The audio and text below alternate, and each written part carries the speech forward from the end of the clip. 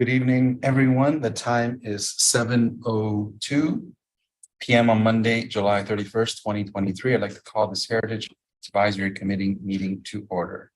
The Town of Aurora acknowledges that the Anishinaabe lands on which we live and work are the traditional and treaty territory of the Chippewas of Georgina Island, as well as many other nations whose presence here continues to this day. As the closest First Nations community to Aurora, we recognize the special relationship the Chippewas have with the lands and waters of this territory. They are the water protectors and environmental stewards of these lands. And as a municipality, we join them in these responsibilities. We further acknowledge that Aurora is part of the treaty lands of the Mississauga and Chippewas, recognized through Treaty Number 13, as well as the Williams Treaty of 1923. They shared understanding of how the rich cultural heritage that has existed for centuries and how our collective past brought us to where we are today will help us walk together into a better future. May I get a motion to approve the agenda as circulated by Legislative Services? John, Bob, any questions or comments on the agenda? All those in favor? Opposed? That's carried. Thank you. Any declarations of pecuniary interest? Seeing none, could I get a motion to receive the meeting minutes of May 1st, 2023? Kevin and Jeff, any comments or questions? All those in favor? Opposed? That's carried. Thank you. We have no delegations this evening. The first item on the agenda is memorandum from Senior Planner, a redevelopment application to review 1620 and 22 Allaura Boulevard. Can I get a mover and a seconder to put the item on the floor for discussion? Bob, John, Rob. So yes, Mr. Chair, this development proposal is for 225 stacked townhouses that are located southeast and adjacent to the Aurora War Memorial and Peace Park, which is designated under Part 4 of the Ontario Heritage Act. This item specifically seeks the Heritage Advisory Committee's review and comment, in addition to the staff's initial comments seen in the memorandum, which will be used to inform any necessary design revisions to the applicant. Some of those initial staff comments in the memorandum include protecting vistas and sightlines to the Aurora War Memorial and Peace Park, providing potential opportunity for an additional entranceway or serving some buffering or transition space between the two properties, and then certainly relocating the waste pickup location. Those are proposed. Certainly inviting any additional comments from the Heritage. Thank you. Does anyone on the Heritage Committee have any comments regarding this application? Bob. Thank you, Mr. Chair.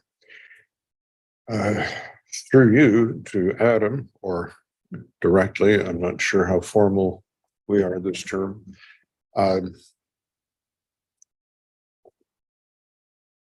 I'm fuzzy on how this fits into where I think where I'm understanding it to go. So one of my questions is, if you look at the current park, War Memorial Park or Peace Park, does the town own that land right now? It's my understanding, yes. And so the town is selling some of its land to a developer for this? No, sorry, I can certainly clarify. So this is an entirely separate parcel, through Mr. Chair, entirely off the Aurora Memorial Peace Park's property, but adjacent to it. So as part of good heritage planning and good planning in general, we want to make sure that adjacent development still respects the features that are present, especially given the context of the Aurora War Memorial. That part there is adjacent to them. Where's the McDonald's on this map? It's over here. Directly south of the War Memorial. This probably to the east, fronting on Aurora. Let's see. Where's the So it's That's taking over north. McDonald's parking lot No, Property east of the McDonald's. it's east. Correct. Is a It's this plaza. one. that's McDonald's up there. Yeah, This is the property here, and behind is the War Memorial, yeah. and that piece there. So So we're not stealing from No, sir. what looks like the. All right, thank you both. If I could just read my scribble here, all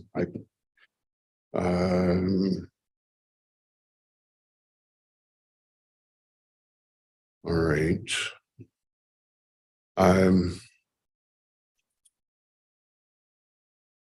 Then that knocks out several of my questions, happily.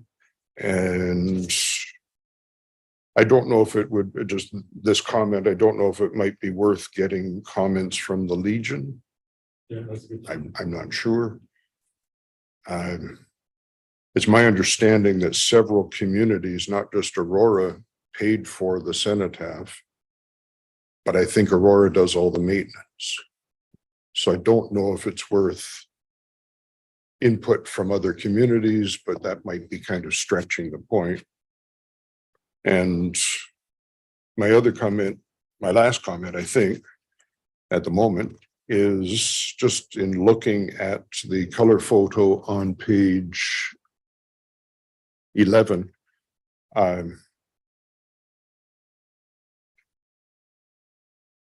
When I see a flat roof and I'm told that it is supposed to be in keeping with the heritage, then I'm thinking of the Young Street on the east side between Center Street and Catherine Avenue.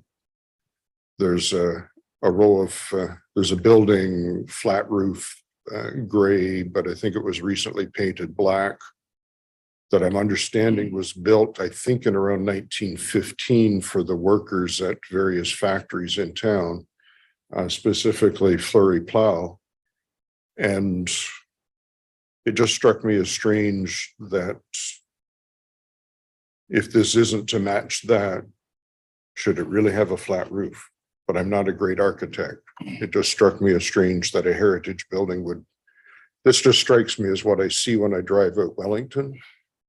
And they don't strike me as heritage character, but I don't know a lot of words in architecture to tell you what it should or shouldn't be. Yeah, I can speak to sort of the status of the application as well, through Mr. Chair. So we definitely are in the initial stages of review. This is the first submission that's coming to the town. We do a detailed review across multiple agencies. It also will be subject to what's called the community information meeting, and then a public meeting as well prior to any decision being made. And certainly those comments are valid, and we'll certainly relay that to the applicant. And it's their expectation or our expectation that they deliver on some of the comments that to be addressed. Thank you. Thank you, Mr. Chair. no problem. Any other comments or questions? By the way, I'd like to Mayor Maracas, welcome to the meeting. He's also joined us. Any other, John? Comments I have is two things really, and I'm sure this has been discussed before. Traffic and parking, with that number of units and where the location is, it comes right up to Young Street, and I'm just wondering what kind of parking is being provided for all these people. Is it underground parking? It is. Yes, through Mr. Chair, it is underground parking. And as part of the submission, they are required to do a traffic study, the parking study that goes through a circulation to the engineer.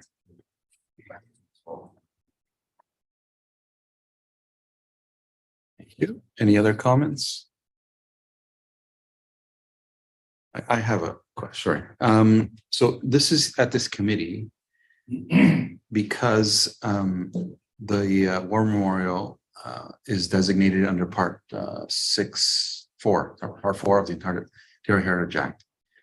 So any development around there has to shall be sympathetic to the cultural heritage resources of the community. A priority to ensure that development, including development of adjacent properties, respects the heritage character and attributes of the surrounding properties and the area at large. Has anyone reviewed the architecture of this building and concluded that it's simple, sympathetic, or that it has regard to the cultural heritage. I mean, there's not much in the general area other than the cenotaph. Has anyone reviewed it in that context?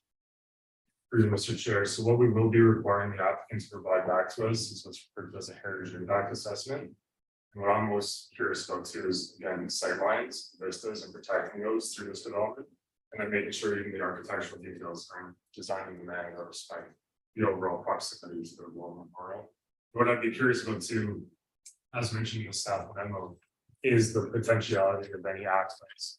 We want to see a connection from this potential community into the eastern side of the Aurora War Memorial, or we're going for access at all. Yeah, that's something I would appreciate feedback. So when that study is done, or when the town requests that study to be done, do you think it'll be appropriate to have that study come to this committee so that we can have more detail? And I mean, this is kind of a first blush look at it, very, very high level. If anyone had any comments, it would be very, very high level. But once that report is done, I think it would be valuable for this committee to review it and then provide some input on how they feel about that. Absolutely agreed. So what I will do is I'll take these comments, relay them all back. And once we have a more formalized heritage impact assessment, we can certainly do a round two of other issues. Does that sound okay? This will return to the HAC through Mr. The HAC on at least one occasion or possibly multiples. As requested, we can certainly bring it back. Okay. Thank you. Mr. Chair, when do we anticipate the first council meeting on this? Through you, Mr. Chair, so as mentioned, it will have to go through public engagement first and foremost before any decision is made. A tentative approximate timeline for a public meeting would be in the later portions of the fall, perhaps early winter timeline. But then assuming from there to, again, no decisions made by relevant. Okay, so what to watch out for when they publish the next agenda for that? Okay, right. November, December, Christmas. You asked, I think you're asking this committee too about whether to provide access to the park. I think I'm of mixed emotion. It's not like it's a park with a playground. And sometimes when one has access to something, suddenly there's litter all over the place. So I'm not sure if it's necessary. Maybe it's just a walk around the corner to get to it, if they needed to get to it. Yes, Mr. Chair, that's totally fair. That's certainly what we want to hear from staff. Any of the has. So generally speaking, sorry, the promenade study, it anticipates this kind of development surrounding the whole epitaph. Epitaph? Am I saying that right? Cenotaph. Can come out right. The cenotaph. So this is kind of the first development of, at least if we follow the plan, the whole thing would be surrounded with these types of developments. Correct, and specifically sort of in the southeastern quadrant, if you will, it will be a unique entryway or not from this area. Or maybe it's built with potential to add an entrance at some point, pending other developments around it or something. I don't know. David? Yeah, through Mr. Chair, that was one point that I had for having an entrance off the towns, for example. I believe we face the cenotaph in respect. We come around the front, we face in respect, and I think that should be maintained in any properties. It's just my point. But thank you, through you, Mr. Chair. Okay, and sorry, one other. Go ahead, Mr. Chair. Perhaps if it's not so easy an access, there would be potential for less graffiti. So if you don't mind me just seeking clarification to speak on behalf of the community with the general consensus be that there should be no access from this easterly point, is what I'm hearing. I just want to. Yeah. Just a suggestion, could we envisage a fence if necessary?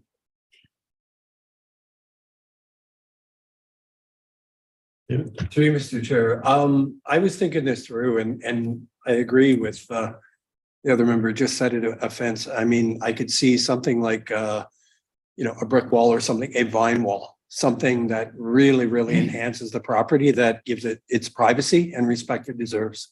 So that's just a thought. Thank you. All right. Jeff or Kevin, any comments? No comments from me. I liked what you said about having the application circle back to this committee after there is a sensitivity analysis or a cultural heritage impact study done, but nothing in addition to that. No, I'm in alignment with the comments from the committee members. Great, thank you. Any other comments or questions? See none, all those in favor? Opposed, that's carried, thank you. Item 7.2, memorandum from senior planner status of 287 properties recommended to remain listed on the town's heritage register. May I have a mover and seconder to put the item on the floor for discussion? David, John.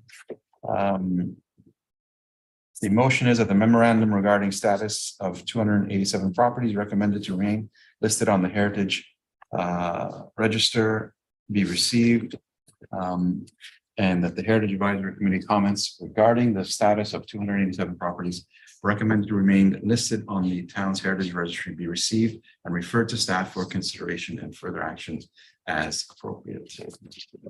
Adam. Through you, Mr. Chair, and further to the request of the Heritage Advisory Committee from our last meeting.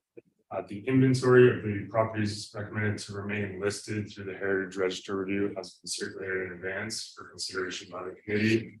It was discussed at our last meeting, the potentiality of designating more, and this list is to be considered, reviewed with the staff memorandum providing a full review of Ontario Regulation 906, which is specifically the criteria for determining cultural heritage value. And the key finding of the memorandum is that some, but not all, of these listed properties warrant designation based on the criteria of the Ontario Heritage Act. But we certainly look to the committee. Thank you. I'll open the floor. Any comments or questions?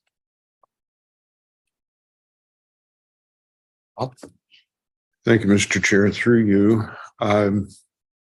Just to clarify, Adam, I think you're saying here's a bunch for this meeting, but we'll probably see some other bunches at future meetings for designation consideration. Through you, Mr. Chair, I have reviewed all 287. I do have to honestly say that the majority do not meet the criteria. I do think this bunch, I think the total is 29, is in addition to the 30 priority that were previously pursued for designation. The next cohort, if you will, and there may be an additional handful, but I do think this covers the vast majority.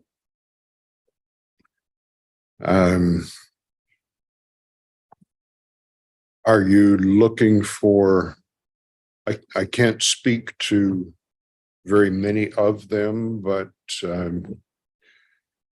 for example, 21 Wellington Street East. It's written up on page 148 in tonight's agenda.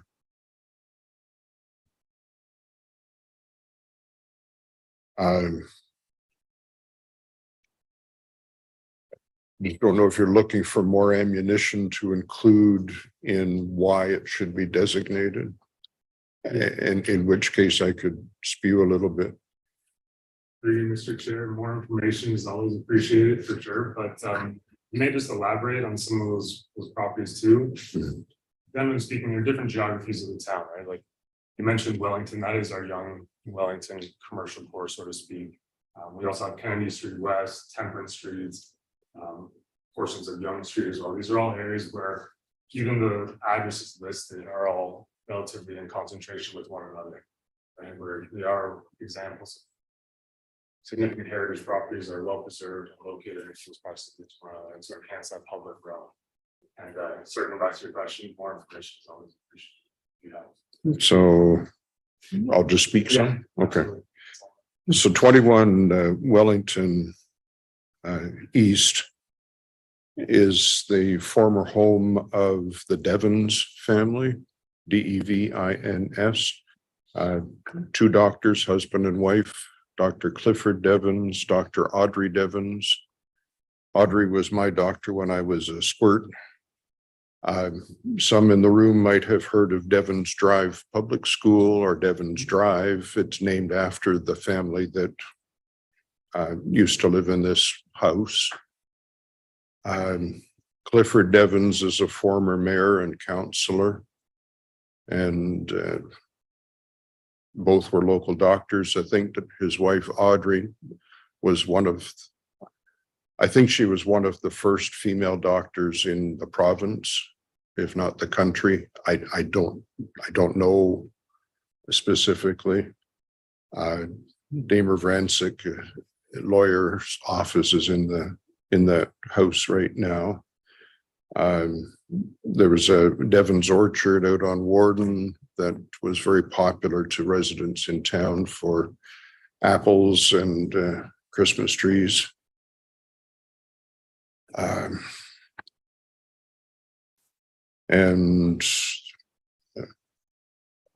Descendants of Clifford and Audrey lived next door to me for several decades. I could find out more if more is needed.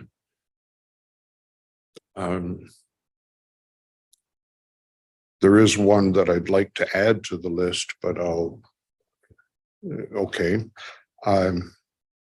I'd like to add 71 Connaught Avenue, or suggest to be added. It's page 219 in tonight's agenda. And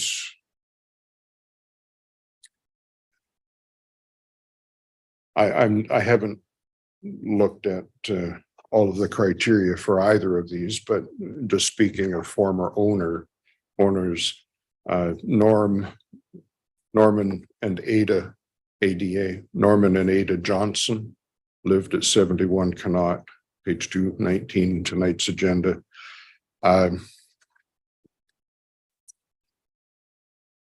Brought a bunch of papers about Norm rather than recite it.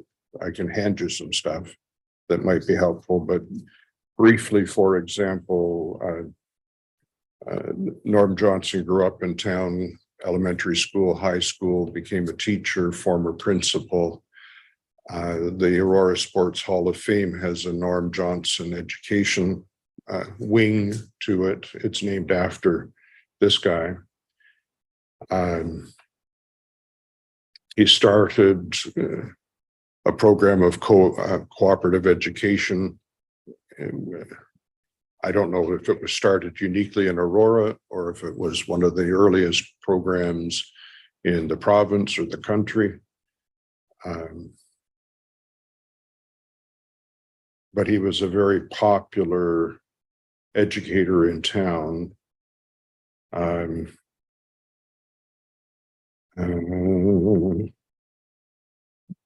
Born in 1897, died 1983.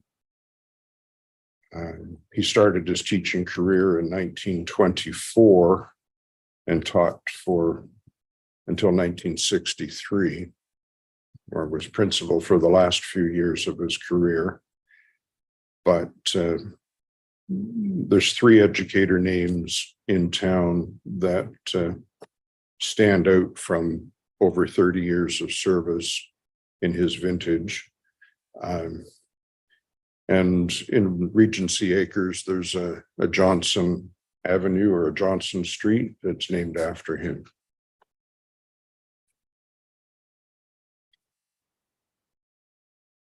And he was, one of these papers is from the Lodge, and right on. Anyway, there's some tidbits for you.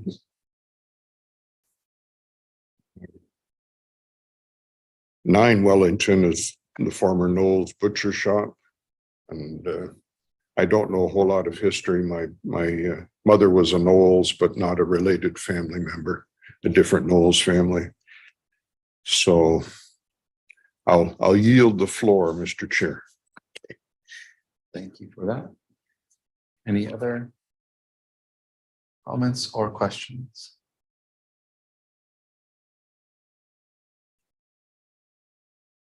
So I have another question. Yeah, go ahead. If I get a little spare time in the future, maybe between now and 2 months from now, if I'm flipping through some more pages, might I bring one or two back if something catches my eye? Through Mr. Chair, of course. And one thing with the new legislation under the act is we thankfully are ahead of the curve in terms of that January 1st, 2025 deadline where listed properties are automatically removed. But there is time, first of all, between now and then, even on any point of the future too, more information. So covered. It might not make your report, but the house just beside 71 Connaught on the east of it is supposed to be haunted. Okay. Well, that's of no interest in itself. So could you just go through kind of a timeline? So we're going through this now. We have the date, the final date. What's staff's perspective on what the next steps would be? Are you coming to council? Are you going to make some recommendations? What's the idea? So through you, Mr. Chair, this is honestly kind of a process that was initiated through that initial heritage register review. We started approximately 2 years ago. That first set of 30, that designation process was already pursued. And it does take approximately a good 5 or 6 months to go from preparing the background information, which is essentially where we're at now, to getting a notice of intention to designate published, which then kickstarts your 120-day timeline under the act to get a designation bylaw passed. So that being said, we are still well within the time frame under the new Ontario Heritage Act of Bill 23 to designate these properties. But getting back to your point, is that Councilor Allaura, it does obviously have to go through council for any recommendation to be pursued. And I did note in the memo too, there may be opportunities, even since we are ahead of the curve a bit, to do some consultation with respective owners should it be council of this community today. Okay, so out of your recommendation in the report, out of the 207 and 87, there's some 30, 31 that you're saying definitely merits designation. Through the industry, in my professional opinion, yes, they are easily meet the criteria. And as a result, the other ones you would be recommending to remove them or leave them Correct. listed, and then whatever happens in 2025 happens. Essentially, yes. So come 2025, it would automatically be removed. There's no point for us to do it. Correct. Through you, Mr. Chair. So if during that period, one of those outside that 30 original list, additional information came forth, just like the wonderful information Bob McRoberts just gave us, we could bring that to committee or to yourself to possibly relook at one of those properties that is not on that initial 30 or so. Am I correct on that? Through you, Mr. Chair, that's entirely correct. And the one, I'll call it a benefit of this new legislation, some of these changes, is the ironic thing is that even if a property comes off the register and it has no status as a listed property, the consensus now is that that still does not prohibit the town from designating, even though it isn't even listed anymore. I didn't catch that. Here's paragraph right here. So, John? through you, Mr. Chair. What I understand is that the exercise that Bob and I and several others went through 2 years ago is really a waste of time. Mr. Not at all. Quite frankly, this is still an extension of that very same work. The 30 were already pursued for designation. Now this is completing the remainder of the cohort. It was invaluable. Okay. Just was the intent of that work to designate 287 properties or just have them listed and then refine as we go? No, they were reviewed. Yeah. And they were graded according to feedback. Yeah. And whether they fill into a particular group you know, A, B, and C. Would you agree? What was the ultimate intent? Yeah, Vanessa, former heritage planner here, was the head of the firm in Waterloo that did the research, and she didn't want to suggest more than 30 initially because she thought that was enough for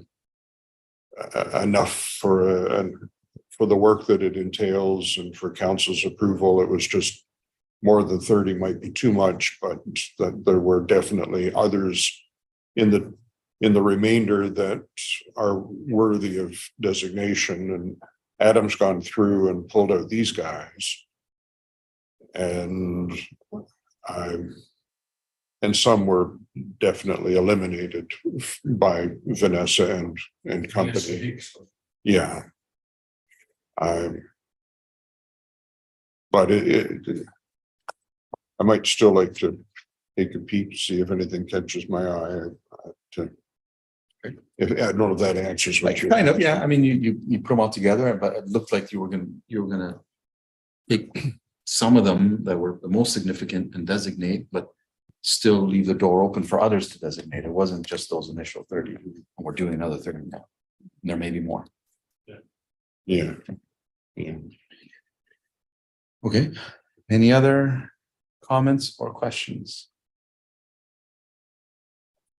So we will, the next step is council. So these ones. Yeah. And do we have a time frame for that? Yeah, through you, Mr. Chair, we can prepare a report probably in September, October timeline. Okay. I'll touch base with my director Marco as well, but Okay. With this list presented, it's 71 not as well. It's Okay. All right. Any further comments or questions? Seeing none, all those in favor? Opposed, that's carried. Thank you. We have no information items, new business.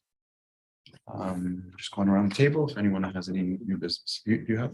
Yes. Want to kick it off? For you, Mr. Chair, it's a relatively simple matter, but I just want to give the Heritage Committee a heads up that the town did receive a building permit for a small rear addition at 72 Catherine Avenue.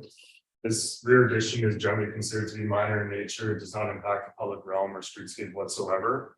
But just due to the timing, rather than when that building permit was submitted, we weren't able to obviously bring it to tonight's committee, and it can be considered for delegated approval through staff and Marco.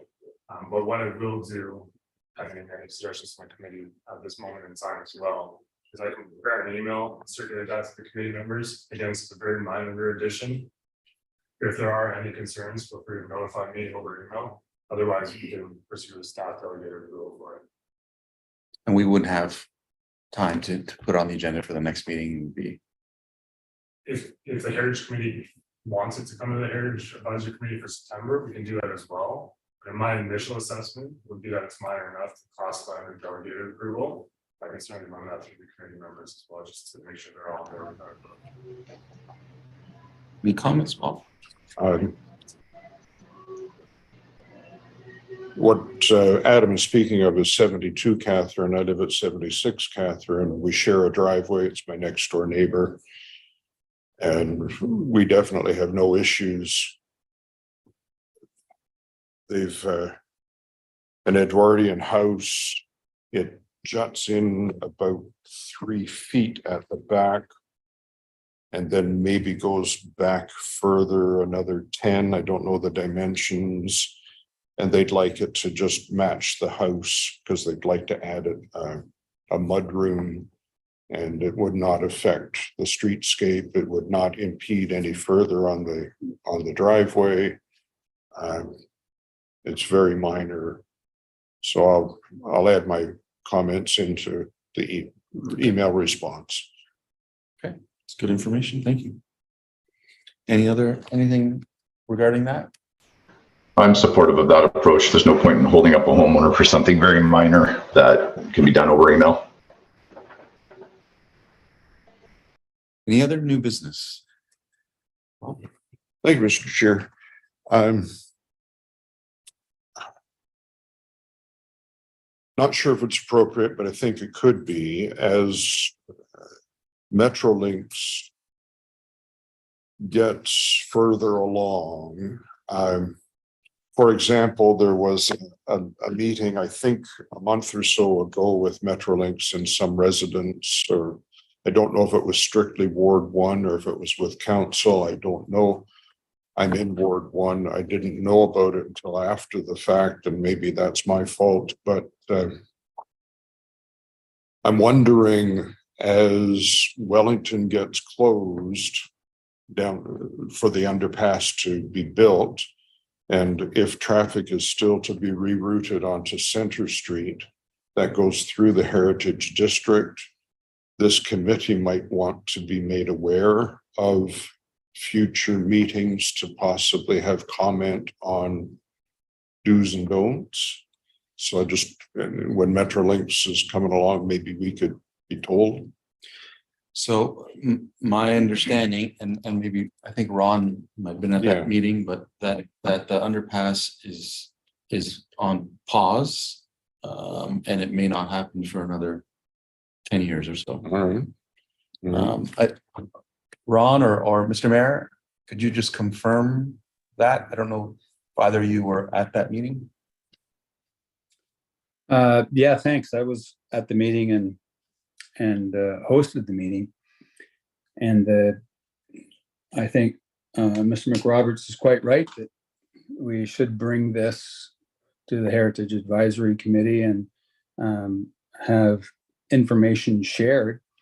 And I sent out an email to all those people in Ward 1 who were there, and those people who are on my email list about the outcomes of that meeting, and I'd be happy to share them with the advisory committee, because I think it represents the most recent information about what they're planning to do.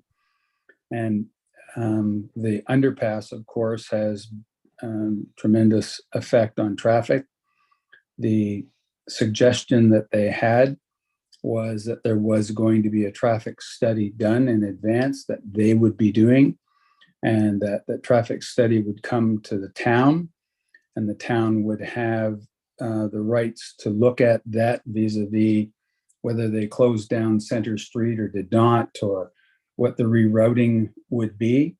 But it would be the town's prerogative to discuss this and to make comments to them about the traffic that's there. So I'll be happy to share the information that I have, and you just tell me how I should do that. Councillor Gallo, if you want me to send that to you, I'll be happy to send that information to you for future information, and be happy to comment at any time on what I know with them. There is a citizen committee that's being established. I expected to hear from them probably this month on the progress, because they have the station improvements that are going on there. And from a heritage standpoint, they've verified to me that absolutely nothing was going to be done to the heritage value of the existing station, that they were just going to improve the platform access on the west side. So there are things certainly coming that are significantly disruptive to the community and the traffic in that area, and I'd be happy to share whatever I have. So I'll send that to you, to Councillor Gallo, and Councillor Gallo can distribute it if you'd like. That would be great. Yes, thank you. Could you just confirm the timing of the underpass? I may have been mistaken, but I thought I understood that it's been pushed down the road and it won't be happening for years. Well, I wish we had better information from them. They have kept their cards pretty close to the chest in this regard. The process that they're working on right now is developing the second track, developing the station upgrades with the platform. And I think this is likely the last thing that they're going to do. And as a result of that, that is likely going to be pushed down the road, but I don't know if it's 10 years. The only thing I heard from 10 years was that this is a $6 billion, 10 million or a 10-year project. And so my assumption is that since this is such a significant change to that line, that this will probably be pushed out to the latter part of the 10-year window. But I wouldn't bet on any of it being happening within 3 years, 5 years, or 7 years. I just don't know. And they're not being very forthright about it because they have so many other things that are going on. But we are in close contact with them. So whatever. What I heard tonight is that the Heritage Advisory Committee is interested in the process, and so I'll be happy to share what I know. And I'm sure the mayor would say the same thing. Okay, thank you, Councillor. Any other new business? Yeah, David. Through you, Mr. Chair. To Adam, if you could provide myself an update. We had a conversation in regards to the property that is in behind the Hillary House, which used to be the town works yard at the end of Machel Avenue, north of Irwin. And I'm wondering if you can tell me, I know that the Hillary House made a proposal to gain that property, what the status is at the present time of that land. And if there are any plans moving forward for that property. From a heritage perspective? I have a heritage interest in that property. That's why I'm asking what the status is of it at present. Yes, through you, Mr. Chair. I know the parcel directly south has some zoning and site plan approval for a low to medium rise apartment building there. That's already, approvals are in place. I apologize, I don't know the exact address or further details at this moment, but if you want to touch base with me off first thing tomorrow morning, I'll provide you all. So that's just west of, you're talking about the property just west of Hillary. Yeah, it's essentially the area of the works yard is my interest. The reason I'm asking this is I guess I kind of lit a fire under a staff member at the museum, Michelle, and we both became very inquisitive about some history. You know, I'm very passionate about roller skating. I've advocated about a pad somewhere in the community. What we ended up finding out about Aurora, incredibly, we know that, you know, there was a strong history with skating. The old mechanics hall on Mosley Street had roller skating back in the day. We had it at the old Aurora Community Center on Yonge Street, at the ACC, and at the Canadian roller rink in the 80s, which brought in, I'm sure it must have been 100,000 people in Aurora. I can remember DJing to over 4,000 people regularly, and hotels in the area being sold out. What Michelle ended up finding out, we found out, or she did, I got to give her incredible research credit on that. She found out that in 1885, the same year as the Northwest Rebellion, the Wilkinson Plow Company built a 2-level skate facility. The lower level was a full-size ice skating rink. The second level was a full-size, same size roller skating facility on the second level. This is the same year that members of the Queen's York Rangers were fighting in the, again, from our community, fighting in the Northwest Rebellion. It didn't stop there. She ended up finding a newspaper article about the grand opening, which spoke to people in very gallant dress. It massively attended, hundreds of people, oriental lanterns adorning the place. And it was apparently quite a well-attended facility. I'm sure, you know, it had to be people from Stouffville and King and everything, because Aurora was only this big at that time. Unfortunately, the building was torn down a few years later, and the Wilkinson Company moved to Toronto. We do know that the Wilkinson Plow Company, there was quite a story I'm working on right now, a little bit of a battle of accusations of stealing of patents that went all the way from the CNE to the possibly the World's Fair, with a battle between Fleury and Wilkinson over who had the greatest plow. The research that I'm finding now is the location of the well, we've been trying to nail down where the plow factory is. It appears that it's at the end of Machel Avenue, north of Earl Irwin, which would have been King at that time.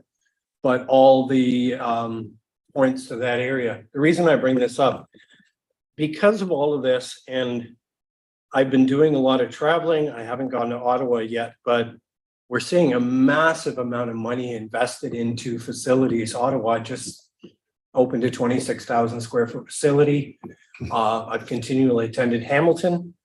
The day that Gordon Lightfoot died, I ended up connecting with the agricultural board in Aurelia. And in 2 weeks, we planned an event, the first time they ever did an adult skate on a Sunday of a long weekend in Aurelia. And I participated. And there is a connection between Aurora and Aurelia with Gordon Lightfoot. So that was my passion behind it. And they ended up having 120 people from all over Ontario show up and some book hotel rooms in a 2-week plan. So I think all of this is pointing to there is potential when we have a pad for skateboarders and everything. And these pads become not just for skating, they become almost utilitarian, that other things can be used. And on our sort of our master plan and our visions, I mean, this falls into sport tourism. When you look at the history of the Wilkinson Plow Company, and you talk about the Northwest Rebellion, it actually honors the courage of our native history right there. There's a story to be told here. It's a huge story. I really believe we just have to write it, create it. And I think in that area, there's somewhere where we can come up with a spot that can be heritage designated and honor our history that way and build it, and they will come. There's no doubt about it. People are traveling all over North America, and families traveling from Ontario to the United States to go skating to a new facility. And we have one of the strongest histories in skating anywhere. It's proven. Like I said, I love Michelle's passion for what she's doing with this. And I hate to say I could be right on this, but I believed I was right on the pet cemetery, and I'm going to say I might be right on this one. So I don't know where we can go with this, but I just wanted to bring it forward because just like the pet cemetery, and because I've seen it happen with the Canadian roller rink, somebody had a vision. They opened a bunch of facilities in Ontario, and there was millions of dollars that came into Aurora from that Canadian roller rink in the 80s. And Aurora wasn't that big in the 80s. I mean, millions of dollars. And I just, like I said, I smell money. Just like the pet cemetery for tourism, I smell money. So I just wanted to bring that forward. Okay. Are you clear on what's being requested? Just to give a sense of what the property to the to the west of. Yeah, through Mr. Chair, I believe you're referring, sorry, to the point I know where this western portion kind of behind Waterwell Lane. Correct. Okay. Correct. Yeah, for that clarity, we can certainly touch base some more together. Information continues to be uncovered, presented to the committee by all means, and in terms of ownership details and alike, I can look into that as well. Okay, thank you. And if I can add one other thing, if anybody's ever concerned about sound, if this became the used facility, I think I've proven, and there's one of the reasons I was doing it, like for example, the farmers market is proving sound can be controlled in a beautiful way that it doesn't impede on people's privacy. It's just the area around, like the market, we've had no problems, and it's just drawing people, in droves. So, Thank you, John. Yes, through you, Mr. Chair, just bringing us up to a lot closer to the date. The Aurora Historical Society did make a presentation to the town to incorporate, if you will, that parking lot, the old work site, as a parking lot. And the reason being is anybody visiting Hillary House, there's very little parking in the front of the house. So it's very dangerous on Yonge Street, or even though there's about 4 parking places that have been mapped out for that. But the whole idea was school buses and so forth could be directed to that car park, and then a pathway from the car park up to Hillary House itself. And it would be within the same vintage, if you will, appearance as Hillary House. Same Victorian type style. So I know it was presented to the town, and I believe it's kind of paused. They had other things they were looking at, because just one property south where the Redmond House is, which is being refurbished, and some units, or 34 of them being built there, and they will start, I think, this year maybe. They were also encouraging that to happen as well. So that's as far as that was what actually was taking place.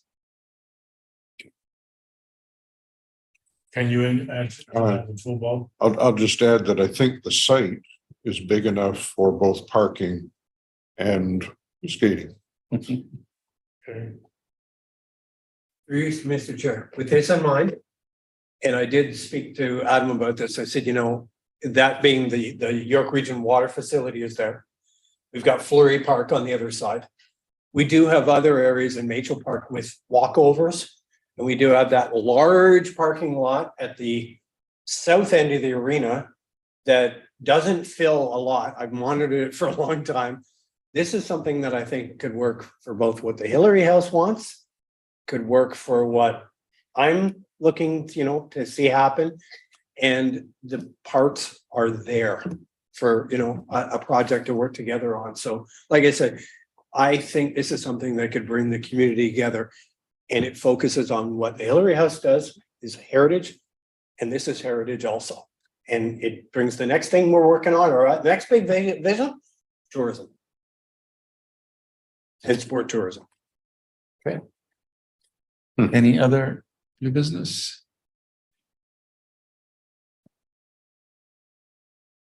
Nope.